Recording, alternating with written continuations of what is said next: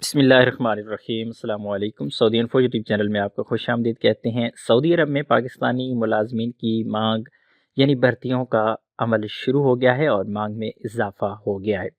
پاکستانی حکام کے مطابق سعودی عرب کے لیے ورک ویزے کی بحالی کے بعد مملکت میں پاکستانی ملازمین کی مانگ میں اضافہ ہوا ہے۔ اس سلسلے میں سعودی حکام نے پاکستان سے 7,000 سے زائد نئے ملازمین کی بھرتیوں کی ڈیمانڈ کی ہے۔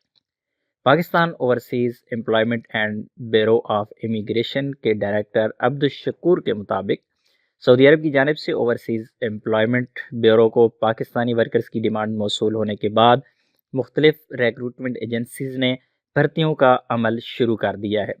انہوں نے کہا کہ پاکستانی ورکرز کی ڈیمانڈ 2 ماہ قبل آنا شروع ہو گئی تھی، لیکن ویزے پر پابندیوں کی وجہ سے ریکروٹمنٹ کا عمل شروع نہیں ہو پایا تھا۔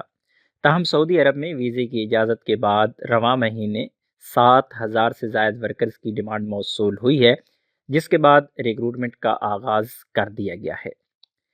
اوورسیز امپلائمنٹ بیورو حکام کے مطابق سعودی عرب میں ملازمت کے مواقع موجود ہیں۔ گھریلو ملازمین اور مختلف کمپنیز کی جانب سے بھی ورکرز کی مانگ بڑھ گئی ہے۔ مختلف شعبوں میں پاکستانیوں کے لیے جاب اپرچونٹیز ہیں۔ اوورسیز امپلائمنٹ بیورو سے doctor, computer programmers, engineers, electricians, salesman اور ڈرائیور سمیت مختلف شعبوں میں بھرتیوں کے لیے پاکستانی ملازمین کی ڈیمانڈ کی گئی ہے۔ سعودی عرب کے لیے ورک ویزے کے آغاز کے بعد بھرتیوں کا عمل شروع ہو گیا ہے اور سینکڑوں کی تعداد میں بیرون ملک جانے والے افراد رابطے کر رہی ہیں، لیکن اس وقت ویزوں کی تعداد محدود ہے۔ حالات بہتر ہونے کے ساتھ ساتھ مزید ورکرز کی ڈیمانڈ بھی بیرون ممالک سے آئے گی، جس سے زیادہ لوگوں کو ایڈجسٹ کیا جا سکے گا۔ خیال رہے کہ کرونا وائرس کے پیش نظر لاک ڈاؤن کے باعث سعودی عرب، متحدہ عرب امارات سمیت دیگر ممالک سے 1 لاکھ سے زائد پاکستانی نوکریاں ختم ہونے یا ویزے کی میعاد ختم ہونے پر پاکستان واپس آ گئے تھے۔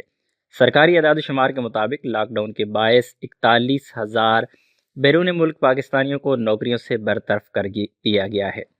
پاکستان اوورسیز امپلائمنٹ کے ڈپٹی ڈائریکٹر عبدالشکور سمرو کے مطابق کرونا وبا کی وجہ سے جو افراد سعودی عرب روانہ نہیں ہو سکے تھے، ان کے ویزے کی میعاد میں توسیع بھی بغیر کسی اضافی کے کی جا رہی ہے۔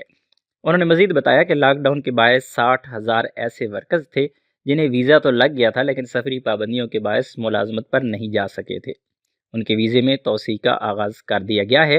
خیال رہے کہ اس سے قبل سعودی سفارت خانے نے ان پاکستانیوں کے پرانے ویزوں کی منسوخی اور نئے ویزوں کے اجراء کا عمل شروع کیا تھا، جو لاک ڈاؤن کے باعث سعودی عرب نہیں جا سکے تھے۔